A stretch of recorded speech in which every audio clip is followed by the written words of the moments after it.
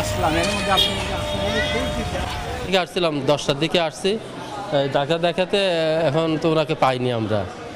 আর এখন আছি আর কি, চলে যাচ্ছি আর কি, ডাক্তার না দেখায়।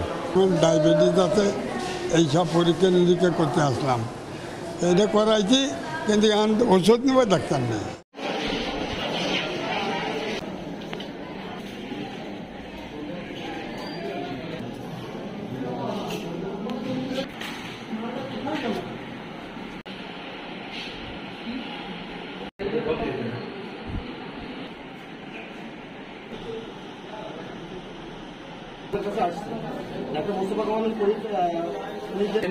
উনি বিএনপির কেউ না। আপনার বিভিন্ন জায়গায় যোগাযোগ করে দেখছি এবং আমাদের নেতার সাথেও আলাপ করছি আমি ফোনে বারবার। উনি কি উনি বলতে না, উনি বিএনপির কেউ না। উনি ওনার ফোন বন্ধ করে কোনো যোগাযোগ নাই। আর আমরা চাই এই মেডিকেলের শান্ত পরিবেশ ফিরে আসুক এবং রোগীরা চিকিৎসা পান, সাধারণ জনগণ এটাকে উপকৃত।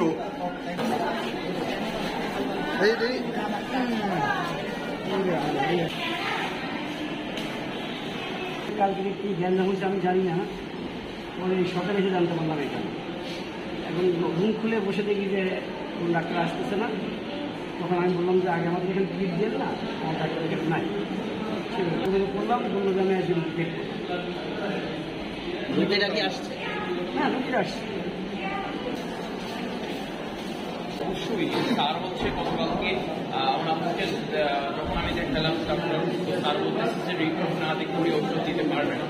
আর স্যার হচ্ছে মেডিসিন বিভাগে, অবশ্যই একটু সমস্যা হবে। তো আমি তো রিপোর্ট নিয়ে আসছি এবং ওষুধ আর কি স্যার আজকে সেটা দিয়ে লিখে দেবে, এখন স্যার তো নেই।